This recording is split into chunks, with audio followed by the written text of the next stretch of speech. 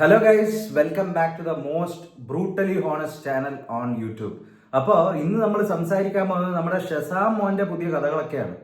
എന്താണ് സംഭവം എന്ന് വെച്ച് കഴിഞ്ഞാൽ നമ്മുടെ ദുരന്തർ 2 ഞാൻ റിവ്യൂ ഇട്ടിട്ടുണ്ട്. അത് കേട്ടിട്ടില്ലാത്ത ആൾക്കാരാണെങ്കിൽ ഞാൻ ഒന്ന് കേട്ടിട്ട് വന്നിട്ട് ഇത് കേൾക്കുന്നതായിരിക്കും കുറച്ചും കൂടി നല്ലത്. അപ്പൊ അത് വന്നതിന് ശേഷം കേരളത്തിലുള്ള പല ആൾക്കാർക്കും അങ്ങ് മുഴുവനായിട്ട് അക്സെപ്റ്റ് ചെയ്യാൻ ബുദ്ധിമുട്ടുണ്ട്.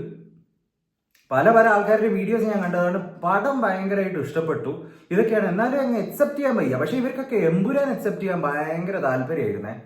എമ്പുരാനിൽ മുഴുവൻ സ്വാതന്ത്ര്യം, ഇതിന് സ്വാതന്ത്ര്യം ഇല്ല.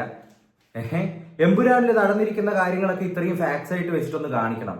ഈ ദുരന്തറിന്റെ ആദിത്യർദർ എന്ന് പറഞ്ഞിരിക്കുന്ന director, I believe that he is the most brilliant director in Indian cinema in current scenario. ഇത്രയും ബ്രില്യൻ്റ് ആയിട്ട് ഒരു സിനിമ ചെയ്തു വെക്കാൻ ഹോളിവുഡിൽ പോലും അടുത്ത കാലത്തൊന്നും ആയിരിക്കാൻ പറ്റിയില്ല. 4 മണിക്കൂർ ദൈർഘ്യമുള്ള സിനിമ, അത് തിയേറ്ററിൽ നിന്ന് കണ്ടിറങ്ങുമ്പോൾ 4 മണിക്കൂർ 40 മിനിറ്റോ മറ്റോ ആവുന്നുണ്ട്. എന്നിട്ടും ആൾക്കാർ അവിടെ ഇരിക്കുകയാണ് എൻഡ് ക്രെഡിറ്റ്സ് കാണാൻ വേണ്ടി. അത് ലോക സിനിമാ ചരിത്രത്തിൽ നടന്നിട്ടുണ്ടോ എന്നുള്ള കാര്യം സംശയമാണ്. ഇത്രയും ദൈർഘ്യമേറിയ ഒരു സിനിമ, അത് ഇൻട്രസ്റ്റോട് കൂടി. അപ്പൊ ആ രീതിയിൽ ഒരു പടം ചെയ്തു വെച്ചിരിക്കുക. പടം വെറുതെ അല്ല, അതിലുള്ള ഓരോ ക്യാരക്ടേഴ്സിന്റെയും സാന്നിധ്യ ഇൻസ്റ്റയിലൊക്കെ ഇപ്പം ഓടിക്കളിച്ചോണ്ടിരിക്കുക. ഇയാൾ ഇതായിരുന്നു, SP ആയിട്ട് സഞ്ജയ് ദത്തായിട്ട് അഭിനയിച്ച ആൾ ഇതാണ്, അല്ലെങ്കിൽ അർഷദ് പപ്പുവായിട്ട് അഭിനയിച്ച ആൾ ഇതാണ്, ഇവരിതാണ്. എല്ലാവരുടെയും എനിക്കൊന്നൊരു 25 ക്യാരക്ടേഴ്സിനെ അവർ കാണിച്ചത്. മുഴുവൻ ആൾക്കാരുടെയും റിയൽ ലൈഫ് സംഭവം, അവരെങ്ങനെ കൊല്ലപ്പെട്ടു, അതേ സംഭവമാണ് ആ സിനിമയിൽ കാണിച്ചിരിക്കുന്നത്. ഇവിടെ ഓരോരുത്തം വന്നിരുന്നിട്ട് വലിയ റിവ്യൂവേഴ്സ് ആണെന്ന് പറയുന്നത്. എന്ത് ഫിലിം നോളജ് അവർക്കുള്ളത്? എന്ത് രീതിയിലാണ് ഇവരൊരു സാധനത്തിനെ ക്രിട്ടിക്കലി അനലൈസ് ചെയ്യുന്നത്? എന്തെങ്കിലും വന്നിട്ട് വേട്ടാവളയത്തരം പറഞ്ഞിട്ട് പറയുക, അത് കണ്ടിരിക്കാനും കുറെ ആൾക്കാർ. ഞാൻ പേഴ്സണലി ഇവനെ ഫോളോ ചെയ്യുന്നതല്ല, ഇവന്റെ റിവ്യൂസും കാണാറില്ല. ഈ ഒരു മാറ്റർ എന്താണെന്ന് അറിയാൻ വേണ്ടിയിട്ട് നമ്മൾ സ്റ്റഡി ചെയ്യാൻ വേണ്ടിയിട്ട് പോയി കണ്ടു നോക്കിയാണ് എന്തൊക്കെയാണ് പറയുന്നത്. അയ്യോ ഇതൊക്കെ ഫേക്കാണ്, ഇതൊന്നും ഇല്ല, ഇതൊക്കെ ചുമ്മാതെയാണ്, ഇതൊന്നും നടക്കാത്ത കാര്യമാണ് എന്നൊക്കെ പറഞ്ഞിട്ട് അങ്ങ് അടിച്ചിറക്കി. ഇതൊക്കെ എന്തറിഞ്ഞിട്ടാ പറയുന്നത്?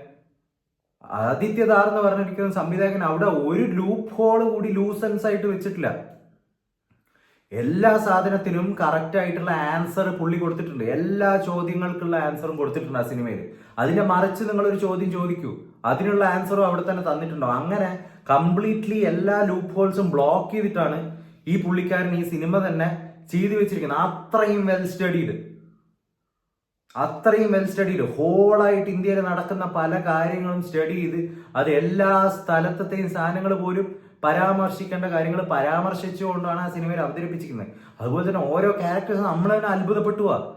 കാസ്റ്റിങ്ങിലുള്ള ഈവൻ മുഖത്തിന്റെ സാമ്യങ്ങൾ വരെ ഓരോ ആൾക്കാർ റിയൽ ലൈഫിലും ഈ സിനിമയിൽ വന്നിരിക്കുന്ന ക്യാരക്ടേഴ്സും ആയിരിക്കുമ്പോൾ തന്നെ നോക്കുമ്പോൾ മുഖം തന്നെ അത്രയും ഒരു ഫേഷ്യൽ ഇത് തന്നെ അത്രയും എന്താ പറയണ്ടത്, കറക്റ്റ് ആയിട്ടാണ് ഇരിക്കുന്നത്. അത്രയും നോക്കി അങ്ങനത്തെ ആൾക്കാരെ കണ്ടുപിടിച്ച് അവരെ ഈ രീതിയിൽ അവതരിപ്പിച്ച് ഈ നേരിട്ട് നടന്ന കാര്യങ്ങളെല്ലാം, അതായത് യൂട്യൂബിൽ പോയിട്ടൊന്ന് വിരൽ തുമ്പിലൊന്ന് അടിച്ചു നോക്കിയാൽ മതി. ഇയാളുടെ പേരടിക്കുക, ഇയാൾക്ക് എന്ത് സംഭവിച്ചു എന്ന് അടിച്ചു നോക്ക്, അപ്പം തന്നെ കിട്ടും. ആർട്ടിക്കിൾ അനുസരിച്ച് ഓരോരോ ന്യൂസ് ചാനൽസ് റിപ്പോർട്ട് ചെയ്തത്, അല്ലെങ്കിൽ ന്യൂസ് പേപ്പർ ആർട്ടിക്കിൾസ് ഓരോരോ സംഭവങ്ങളെ കുറിച്ച് വന്നിരിക്കുന്നത് കഴിഞ്ഞ 10-15 വർഷമായിട്ട്.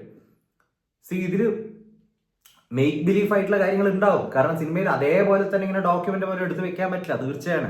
പക്ഷെ ഇതെല്ലാം ഒരു സംഭവത്തിൽ നിന്നും അടിസ്ഥാനപരമായിട്ട് ഉണ്ടാക്കിയ കാര്യമാണ്. ഇതൊന്നുമില്ല എന്ന് വന്നിട്ട് ഇളക്കാൻ പറ്റില്ല. ഈ ആട് 3 കണ്ടിട്ട് ഇളക്കുന്ന പോലെ ഇതിങ്ങനെയാണ് അങ്ങനെയാണ് എന്ന് പറഞ്ഞിട്ട് വന്നിട്ട് ഇളക്കാൻ പറ്റില്ല.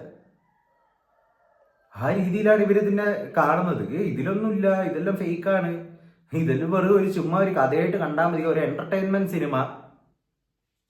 അതിലുള്ള ഓരോ കാര്യത്തിനും നോക്കിയാലും ഈവൻ അവിടുത്തെ സിറ്റുവേഷൻസ് പോലും അല്ല, പാകിസ്ഥാനിലുള്ള ആ സംഭവം ലയാരിയെല്ലാം ആയിട്ട് ഷൂട്ട് ചെയ്തിട്ട് അതേ സംഭവം യൂട്യൂബിലുണ്ട്. അവിടെ വാറ് നടക്കുന്ന സമയത്ത് ഒരു ന്യൂസ് റിപ്പോർട്ടർ റിപ്പോർട്ട് ചെയ്യുന്നത്. ഇവിടെ ആ സിനിമയിൽ എങ്ങനെയാണ് കാണിച്ചിരിക്കുന്നത് അതുപോലെ തന്നെയാണ് റിയൽ ലൈഫിലുള്ള അതേ സ്ഥലങ്ങൾ പോലും.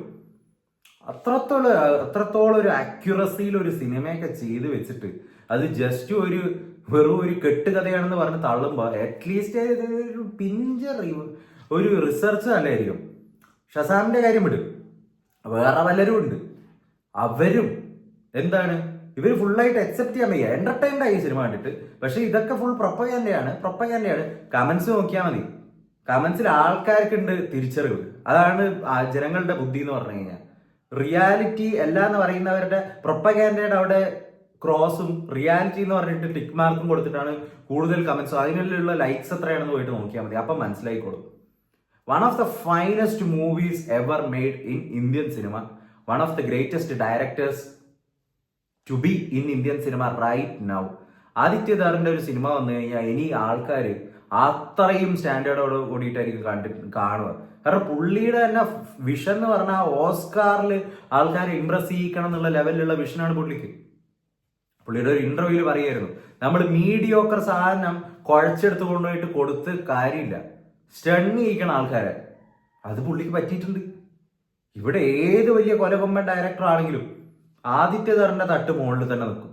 ആ രീതിയിലാണ് ഫിലിം മേക്കർ. മറ്റുള്ള സിനിമകളെല്ലാം ഇപ്പൊ തെലുങ്കിൽ നമ്മൾ കണ്ടിട്ടുള്ള, കന്നഡയിൽ കണ്ടിട്ടുള്ള ബ്ലോക്ക് ബസ്റ്റർ ആയിട്ടുള്ള മൂവീസിനെല്ലാം ഒരു ഇന്ത്യൻ ടെംപ്ലേറ്റ് ഉണ്ട്.